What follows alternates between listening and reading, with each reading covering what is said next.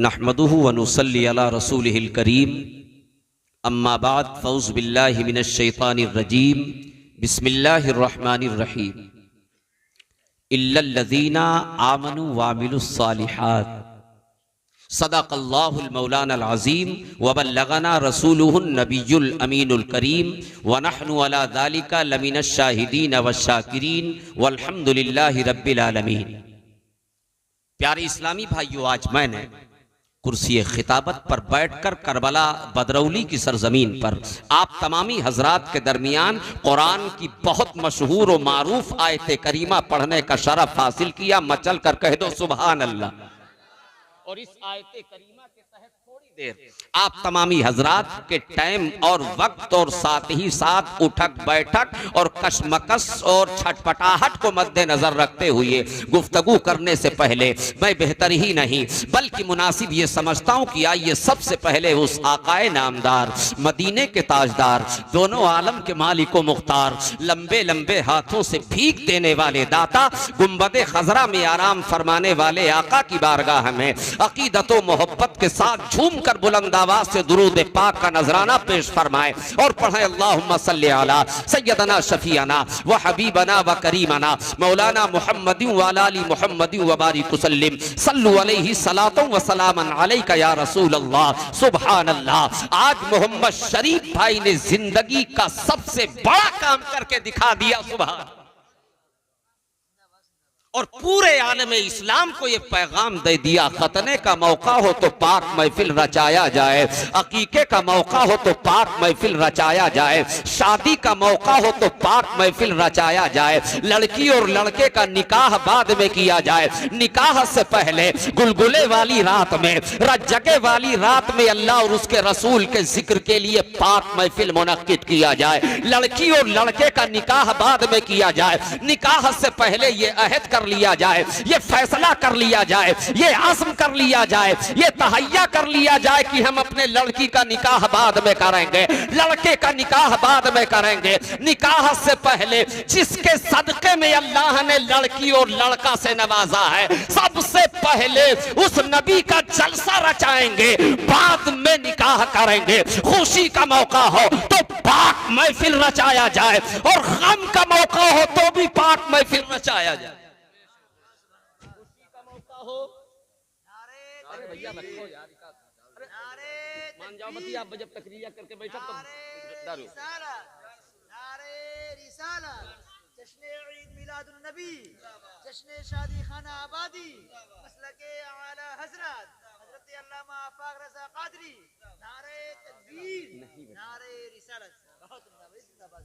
नबी की महफिल, खुशी का मौका हो तो पाक महफिल रचाया जाए, गम का मौका हो तो पाक महफिल रचाया जाए। लेकिन रचाने की वजह क्या है? रचाने की वजह क्या है? क्योंकि महफिले पाक रचाने भी मुद्दरा खर्च होता है, रुपया खर्च होता है। मैक का इंतजाम करोगे, रुपया खर्च होगा, डीजे का इंतजाम करेंगे, रुपया खर्च होगा, शीरीनी का इंतजाम करेंगे, रुपया खर्च होगा, शामियाने का इंतजाम करेंगे, रुपया खर्च होगा, अल्लामा को बुलाएंगे, रुपया खर्च होगा। आखिर महफिले पाक रचाने की वजह क्या है? वजह यह है,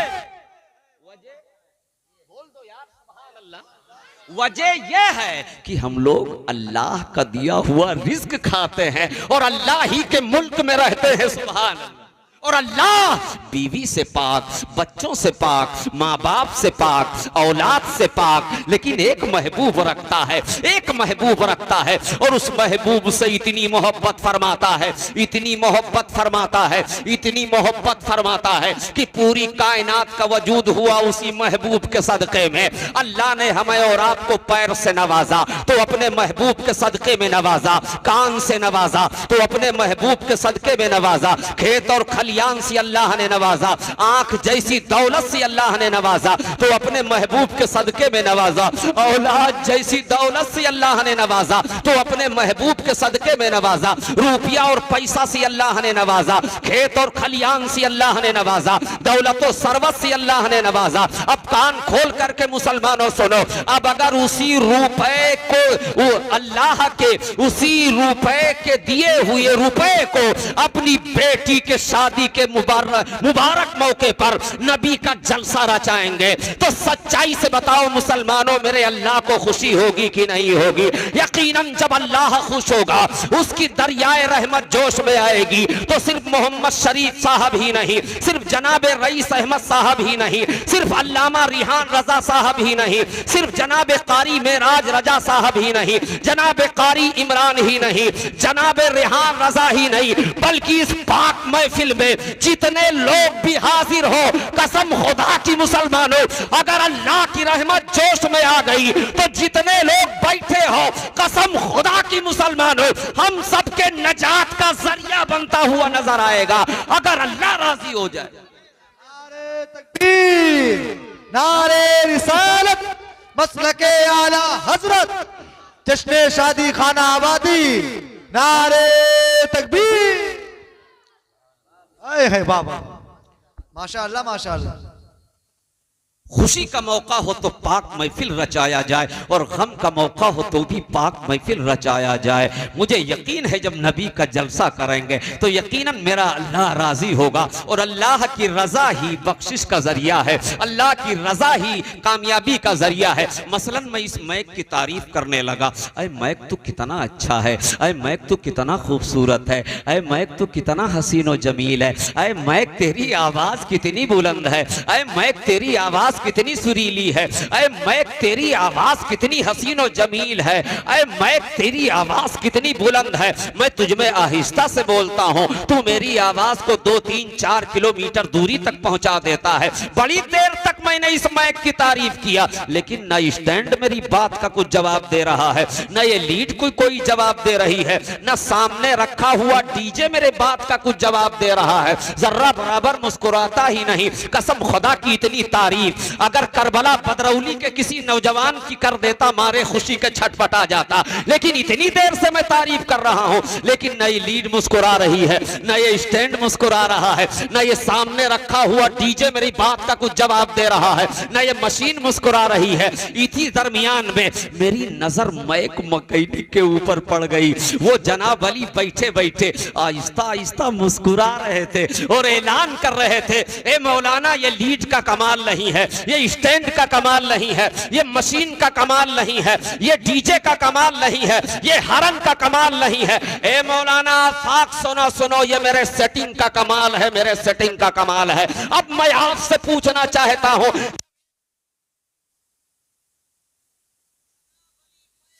को खुशी हो सकती है तो जब हम मिंबरे रसूल पर बैठ करके शादी के मौके पर अल्लाह के प्यारे हबीब की तारीफ करेंगे तो मेरे अल्लाह को खुशी क्यों नहीं होगी? यकीनन मेरे अल्लाह को खुशी होगी, और अल्लाह की खुशी ही नजात का जरिया है, और अल्लाह की खुशी ही बख्शिश का जरिया है।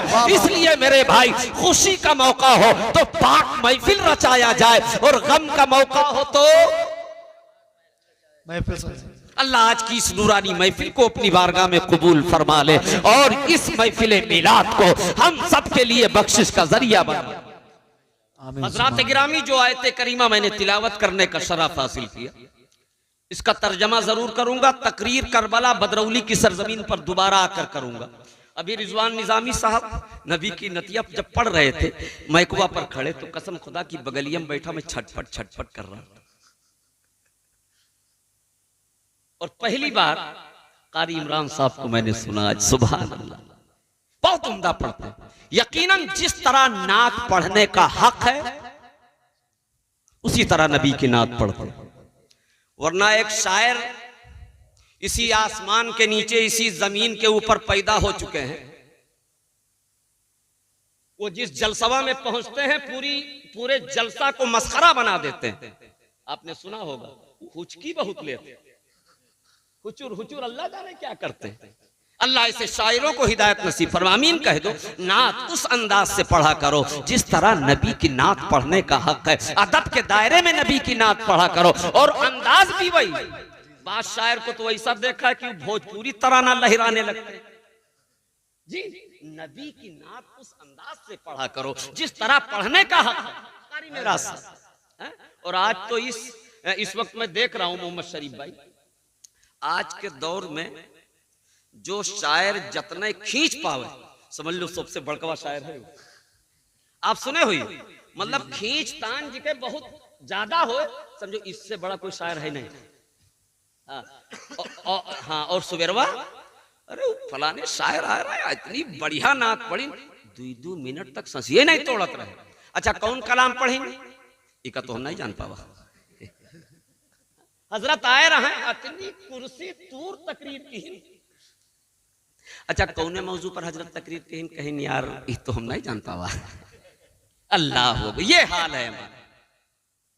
तकरीर भी उसी अंदाज से होनी चाहिए जिस तरह जिसको तकरीर कहा करते हैं, और नबी की नात भी उस अंदाज से पढ़ी जाए जिसको नात कहा जाए। अच्छा अगर दिल से इजाजत दे दो तो पढ़ तो नहीं पाता रईस भाई, ये मेरी जमात के लोग अच्छी तरह जानते हैं, लेकिन अगर इजाजत दे दो दिल से तो 2-3 शेर पढ़ करके हजरत हस्सान की सुन्नत पर अमल कर लिया जाए। इजाजत है। और सिर्फ सुनो, सिर्फ मौलाना आफाकी नहीं, सिर्फ कारी मेराज ही नहीं, बच्चा हो सरकार की तारीफ में नबी की नात गुनगुनाए, नौजवान हो सरकार की तारीफ में नबी की नात गुनगुनाए, बूढ़ा हो सरकार की तारीफ में नबी की नात गुनगुनाए। और ये मेरी माँ बहन है, घर में झाड़ू लगाएं तो सरकार की तारीफ में नबी की नात गुनगुनाए, बर्तन मांजे तो सरकार की तारीफ में नबी की नात गुनगुनाए। ये मेरी माँ बहन है, घर में खाना पकाएं तो सरकार की तारीफ में नबी की नात गुनगुनाए। अरे मुसलमानों गौर करो, अरे जो खाना नात नबी पढ़ करके पकाया गया होगा, कसम खुदा की मुसलमानों उस खाने के लज्जत का आलम क्या होगा, सुभान अल्लाह, जायके का आलम क्या होगा। है वाह वाह वाह, सुभान अल्लाह सुभान अल्लाह, जिंदाबाद जिंदाबाद। उस खाने के तो अब तक तो जिंदगी में आप नात सिर्फ सुने हो, लेकिन आज याद भी करना है आज। और वैसे तो हम नबी की नात याद करें पूरी जिंदगी में सोचबे ही नहीं थे। थोड़ा 2 मिनट का टाइम है आपके पास? अभी एक नौजवान ताजा ताजा बंबई से आया हजरत, जब वो आवा तो अल्लाह जाने उसके दिलम का पैदा वो सोची तनी हजरत से मुलाकात की, तो सूट केसिया घरे रखी मोहम्मद शरीफ भाई, और भागता हुआ पहुंचा मेरे कमरे पे, कमरावा खोला और दाखिल हो गया। और जैसे दाखिल बाबा जब बहुत तेज से अपने सर को झिटिक करके मुझसे सलाम किया तो एक तरफ की उसकी आधी अखियां नजर आई, एक तरफ की। मैंने कहा क्यों बे, तू ताजा ताजा बंबई से चला आ रहा है, 150 रुपये बंबई की सरजमीन पर तेरे पास नहीं थे कि बलवा कटा के चला था। कहा ए हजरत तुम नहीं जानते हो। मैंने कहा क्या नहीं जानता हूं बे? कहा ये बाल तेरे नाम। जी बरजस्ता हजरत उसने कहा मेरे कमरों में, ये बाल तेरे नाम। अभी तो बलवा देख करके रईस भाई दंग था, अचानक जब मेरी नजर उसकी पैंटिया पर पड़ी है रिजवान भैया, तो पूरी पैंटिया चिथरा थी, चिथरा। मैंने कहा अरे पैंटिया तो बदल लिया होता। कहा ए हजरत पैंटिया तेरे नाम। क्या कहा? हजरत पैंटिया तेरे नाम। वो नौजवान मेरे कमरे में खड़ा ये जुमले इस्तेमाल कर रहा था, मौलाना ये पैंट तेरे नाम, ये टी शर्ट तेरे नाम, ये बाल तेरे नाम। और मेरे सामने करबला का इतिहास चला आ रहा था, मेरे नजरों के सामने करबला की तारीख चली आ रही थी। ठीक इसी तरह करबला की सरजमीन पर भी इमाम हुसैन रजी अल्लाह ताला अन्हु ने इरशाद फरमाया था, ऐ परवरदिगार आलम 6 महीने का अली असगर तेरे नाम, अब्बास अलंबरदार की जवानी तेरे नाम, औनो मोहम्मद का बचपना तेरे नाम, ऐ खल्ला के कायनात 18 साल के अली अकबर की जवानी तेरे नाम, कासिम की जवानी तेरे नाम, ऐ खल्ला के कायनात अब्बास का बाजू तेरे नाम। तब अल्लाह की रहमत जोश में आई थी, इरशाद फरमाया था, ऐ हुसैन टेंशन करने की जरूरत नहीं है, कशमकश में पड़ने की जरूरत नहीं है। 6 महीने का अली असगर मेरे नाम, अब्बास अलंबरदार की जवानी मेरे नाम, 18 साल के अली अकबर की जवानी मेरे नाम। ऐ हुसैन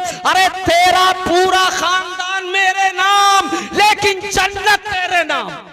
वाह वाह वाह, जिंदाबाद। इस्लाम का वक़ार, जिंदाबाद।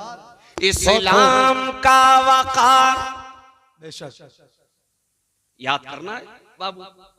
और आज मजमे में बैठ करके ये अहद कर लो, जिंदगी में कभी मैं अपने जबनिया पे छम्मा छम्मा का तराना नहीं गुनगुनाएंगे इंशाअल्लाह, मतलब कहे तो इंशाअल्लाह। इस्लाम का वकार बढ़ाया हुसैन ने, इस्लाम का वकार बढ़ाया हुसैन ने, इस्लाम का वकार बढ़ाया हुसैन ने, इस्लाम का वकार बढ़ाया हुसैन ने, बुझता हुआ चराग जलाया हुसैन ने, इस्लाम का वकार बढ़ाया हुसैन ने, बुझता हुआ चराग जलाया हुसैन ने। हजरत ये बात तो मैंने ज़िम्नन अर्ज कर दी है, अभी नात बाकी है। रईस भाई कोनो उलझन तो नहीं है? नहीं, सच्चाई बताओ, क्योंकि नबी की महफिल में उलझन बहुत फैला करता है। हाँ हाँ, बड़ी उलझन होती है। हाँ, अच्छा खेतों में रही है तब उलझन नहीं होते। 3-3 घंटा होटल पर बैठ करके चाय की चिस्कियां लेंगे, वो भी नमाज के टाइम हजरत, तब उलझनियां नहीं होते। वो जैसे मिलाद में आई हैं, 1 घंटा बैठे, शैतान ने कहा चल, बस ऊपर भाग गया। हाँ, ये भी शैतानी खलल होता है। तो हजरत गिरामी नबी की नात सुनने के लिए तैयार है, लेकिन एक शर्त है, दाहिने हाथ को आका हसन के नाम पर उठा दो और बाएं हाथ को आका हुसैन के नाम पर उठा कर कह दो या रसूल अल्लाह, या हबीब अल्लाह। अगर ज्यादा तकलीफ ना हो मेरे भाई, तो एक मर्तबा बिल्कुल आहिस्ता आवाज में कह दीजिए सुभान अल्लाह। नहीं, ज्यादा जोर से अगर बोल दी हो, और लखनऊ वाले बाबा का अगर कोनो मेरे पता चल गया तो तुम्हारे सुबेरवे तुम्हारे बारात तुम बाद में जाइयो और तुम्हारे आवाज पर टैक्स लागू हो जाए। ज्यादा जोर से ना बोला करो। अति देर से हम देखे थे, तुम अपन आवाज इतना खर्च कर डाले हो कि अब का बताई दी। बहुत बुलंद आवाज से सुभान अल्लाह कहा तो आप खामोश बैठो। आपकी मर्जी होगी तो सुभान अल्लाह कहना, आपकी मर्जी होगी तो। अब थोड़ी देर नबी की नात पढ़ूंगा और उसके बाद जो आयत पढ़ी है इंशाअल्लाह तर्जमा करके जाऊंगा। उसके बाद इंशाअल्लाह फिर अगर जिंदगी रही तो अल्लामा रिहान साहब किबला से हजरत, आज मैंने हजरत को सुना है, मैं कयाम गाह पे सिर्फ बैठे नहीं रहे, मतलब ये ना सोचो पनवा खाए के बार बार मोहम्मद रफी भाई पनवा लगाए देते, तो हम यही करी थे, हजरत का सुनत रहे। और यकीनन ऐसे ही बयान होना चाहिए। अल्लाह हम सबको अमल की तौफीक अता फरमाए और अल्लामा रिहान साहब की जिंदगी को दराज फरमाए और बदरौली की सरजमीन पर कारी इमरान साहब को और अल्लामा रिहान साहब को और कारी मेराज साहब को कायम और दायम और बरकरार रख के अल्लाह इनकी मतलब जिंदगानी को दराज फरमाए। आमीन कह दो। जहाँ फायदे वाली बात हो करे आमीन कह दिया ब्रो। अल्लाह जाने किसका आमीन कहना अल्लाह कबूल कर ले। तुम कहा जानते हो सिर्फ मौलाना का आमीन कहना अल्लाह कबूल करता। मैदान महशर में अल्लाह ताला मार्सिटिया देखबे न करी। मैदान महशर कारी इमरान साहब के मार्कशीट न देखी जाए। अच्छा मौलाना आफाक के सनद देखी जाए। आमाल अगर हमसे बेहतर है आपके तो अच्छी पोजीशन होगी मैदान महशर में। कह दो मचल के सुभान अल्लाह। इसलिए जहां फायदे वाली बात हुआ करे आमीन कह दिया करो। अदब से आओ। है वाह वाह बेशक सुभान अल्लाह। अच्छा पहली बार आए हैं कारी इमरान साहब बुलाई नहीं। आप लोग हमरे मिजाज से बात तो हो कसम खुदा की फजर तक एक शेर पढ़ा जब तक बोलियो ना तो ये तो फेफड़ा मेरा मुंह को आज पढ़ा जाए। सुभान माशाअल्लाह। जिंदगी में नौजवान हजरत तो बहुत देखे मैंने रईस भाई, लेकिन बूढ़ा नौजवान जिंदगी में पहली बार देखा। सुभान अल्लाह। देखिए जब 55-60 साल के उम्र वालों का यह हाल है तो फिर 20 साल के नौजवान का हाल क्या होगा। सुभान अल्लाह। मचल कर कह दो यार सुभान अल्लाह। तुम्हारे जज्बे को सलाम। सुभान अल्लाह। नबी की नात सुनिए और एक मर्तबा बुलंद आवाज से कह दीजिए सुभान अल्लाह। अल्लाह की बारगाह में दुआ है मौला इस कलाम को अपनी बारगाह में कबूल कर ले और कबूल करने के बाद मरने से पहले पहले एक बार जिंदगी में शरीफ भाई सारी ख्वाहिशों को अल्लाह ने कबूल कर दिया। रिजवान बाबा सारी ख्वाहिशों को अल्लाह ने कबूल कर लिया। आखिरी ख्वाहिश बाकी, आखिरी ख्वाहिश बाकी। आइए आज हम और आप मिल करके अल्लाह की बारगाह में दुआ करते हैं। मौला मरने से पहले पहले एक बार, 2 बार नहीं, 3 बार की ख्वाहिश नहीं, 4 बार की ख्वाहिश नहीं, या अल्लाह एक बार गुंबद खजरा दिखा दे, वाह। दिखा दे या इलाही वो मदीना कैसी बस्ती है, दिखा दे या इलाही वो मदीना कैसी बस्ती है जहां पर रात दिन मौला तेरी रहमत बरसती है। परवरदिगार आलम की बारगाह में दुआ है मौला हम सबको मक्का मदीना का हाजी बना दे। आमीन कह दो यार। हो सकता है अहले करबला के जिंदा दिल मुसलमानों के साथ में अल्लाह मेरा भी नंबर लगा दे यार। आमीन बेशक। सुभान अल्लाह। क्योंकि सिर्फ एक ख्वाहिश बाकी और अब उस तरह से हाजी बने कि अल्लाह ताला तौफीक न दे। एक हाजी साहब हमसे कहे लगे कि मौलाना साहब हम काबे गिलाफ पकड़ पकड़ के दुआ की है, खूब रोए चिल्लाने हैं, छत्ता पीट पी वो हमारे दुए नहीं कबूल होते। अल्लाह छत्ता पीट पीट के हमारे दुए नहीं कबूल होते। उनका पता ही नहीं रहा किसे ही बतिया करी थे। बरजस्ता मैंने कहा कि कहूं ऐसा तो नहीं कि दूसरे हाजी खजूरे लेके भाग गया हो। एक से पार्टी के हाजी कुछ लोग ऐसे होते हैं जब तक हज नहीं करते कम गुना और जब आवत है वो वापस डबल। हाँ एक साहब हज करेंगे वो वीडियो कैमरा खरीद लाए मतलब गिरा है गुनाह खत्म करे और गुनाह छापे वाली मशीनियां ले आए। अब बताओ इनके हाजी साहब के हज कबूल? अच्छा हज अगर कबूल हो जा तो ये वीडियो कैमरा खरीद। अल्लाह हम सबको हिदायत नसीब फरमाए।